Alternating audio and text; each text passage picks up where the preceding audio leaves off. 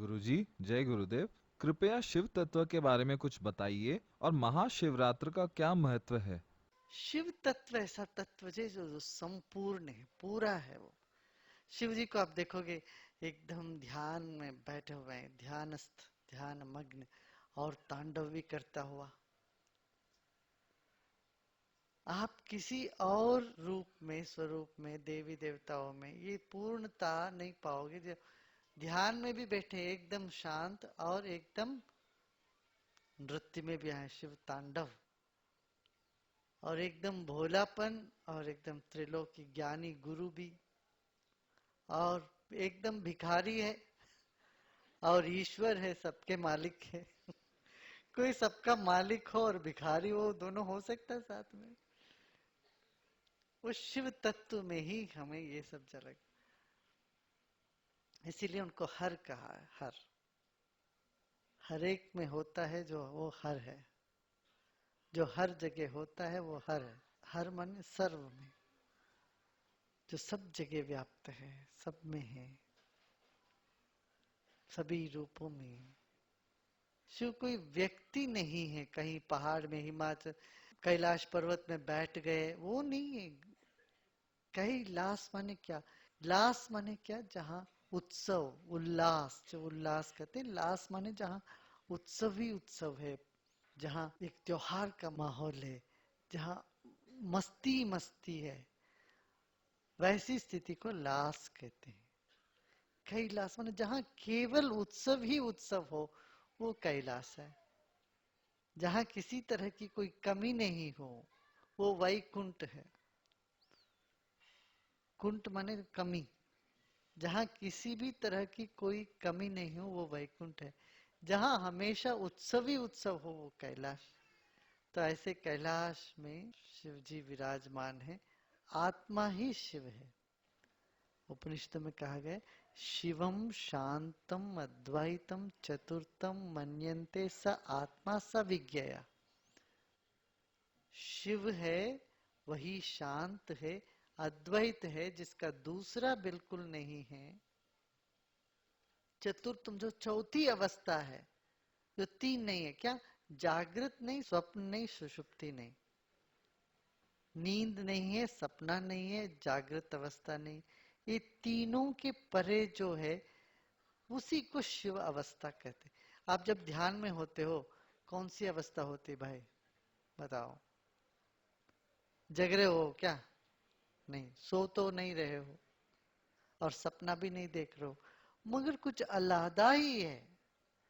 वह जो चौथी अवस्था है, उसी को शिवावस्था कहते हैं, शिव कहते हैं, शिव तत्व कहते हैं। शिवम शांतम अद्वैतम चतुर्थम, चौथी स्थिति है, मंगलकर है। वो चौथी स्थिति कैसी है? मंगलकर है। मन्यन्ते स आत्मा स विज्ञेय, वही आत्मा है, वही तुम हो, उसी को जानना है, वही जानने लायक है।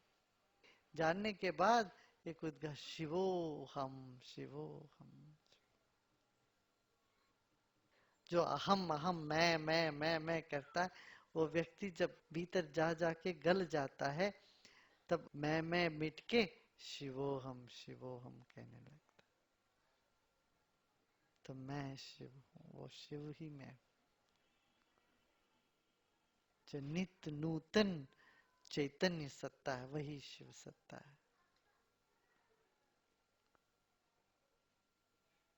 तो वो अनुभव में आने लगता। आने के बाद भी चुप रहते, ऐसा नहीं कि शिव तत्व का अनुभव हो गया कि बस त्रिशूल लेके घूमो, वो फिर बुद्धि थोड़ा सा कहीं फिर गया। अनुभूति को अपने दिल में रखो, वही रखना उसको। ये मैं शिवोहम करके विभूति लगा दिया, भस्म लगा के, हाथ में त्रिशूल लेके सांप गले में लटका के घूमने लगे, नहीं। सांप का चिन्ह ही यही है कि जागृत अवस्था है। शिव जी आंख बंद करके बैठे हैं, देखने में तो लगता है सो रहे हो, बैठे बैठे नहीं। भीतर कैसा है? जैसे सांप, चैतन्य सत्ता जागृत है, चेतना जागृत, एकदम जागृत। और जागृत चैतन्य की सूचना देती है सर्प। और किसी किसी दिन, विशेष दिन में वो शिव तत्व का अनुभव बहुत आसान होता है। जैसे पौर्णिमासी हो और अमावस्या हो तो क्या होता है, चांद जैसे बढ़ता उतरता है, उसी तरह से मन का मूड भी ऊपर नीचे जाता है कि नहीं जाता? हाँ? पागल खाने में कहते हैं कि वो अमावस्या पूर्णिमा के दिन ज्यादा बढ़ जाता है, सब बीमारियां बढ़ जाती है। तो इसी तरह से प्रदोष के दिन, इस तरह से सोमवार के दिन, उस दिन शिव तत्व की जागृत स्थिति ज्यादा रहता है, ऐसा एक प्रतीति है, मान्यता है। शिवरात्रि के दिन ध्यान करो तो 100 गुना ज्यादा ध्यान में बल होता है, ऐसा प्रतीति। मैंने कम से कम उस दिन तो करो, बाकी दिन ना भी कर सकोगे, एक दिन तो करो, ऐसा कहने के लिए कहा गया। तो नित्य शाश्वत वही शिव तत्व, वो बहुत सुंदर है। उस वचन में, उसमें तो है श्लोक में, नमामि शमीशान निर्वाण रूपम विभुम व्यापकम ब्रह्म वेद स्वरूप। जो वेद स्वरूप माने ज्ञान स्वरूप, ज्ञान है, विभुम व्यापकम, सब जगह व्याप्त है। तो कहते हैं वो निज भी है, निर्गुण भी है, सगुण भी है, सभी गुण उसमें, सब कुछ है, ऐसा करके। और फिर कहते हैं अच्छा वर्णन नहीं कर सकते, आप चुप हो जाओ सब, कितना बोलो, कितना क्या वर्णन करोगे।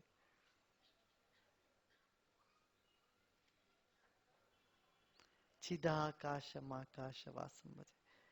वो चित्त चैतन्य भी कैसा, कोई ज्योति नहीं है, कोई वस्तु नहीं है, चिदाकाश, आकाश है।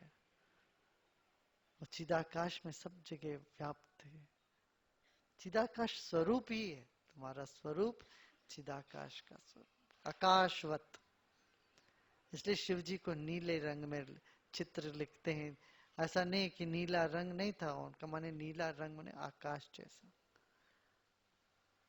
और मस्तक में चांद, पूरा जटा कैसी, वो पूरा दिगंबर, पूरा दिगमंडल, पूरा जटा है, वहां चांद भी उनके उनके भीतर है, ये धारणा, सब कुछ उसमें उनमें है। इसलिए भूत प्रेत पिशाच सबको उनके गण में शामिल कर, किसी चीज को उनके बाहर होने ही नहीं दी, हो ही नहीं सकता।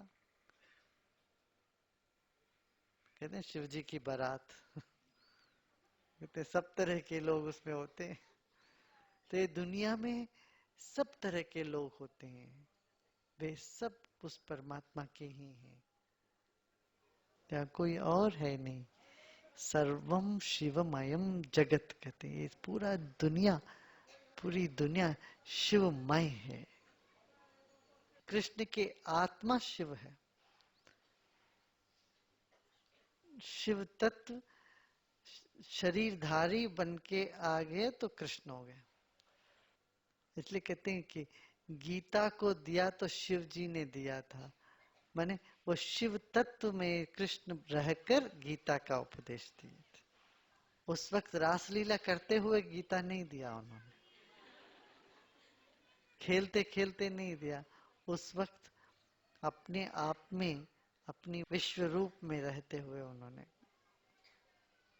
तो शिव और कृष्ण में जरा सा भी भेद नहीं, ये भेद तो काल्पनिक है। कृष्ण एक ऐतिहासिक व्यक्तित्व रहे, शिव तत्व ही रहे, शिव कभी धरती में अवतरित नहीं हुए, मगर कृष्ण यहाँ आए, रहे, गए, ये फर्क है। कृष्ण में प्राकृत शरीर लेके आए शिव तत्व, और शिव तत्व में कोई शरीर नहीं, शरीरधारी नहीं।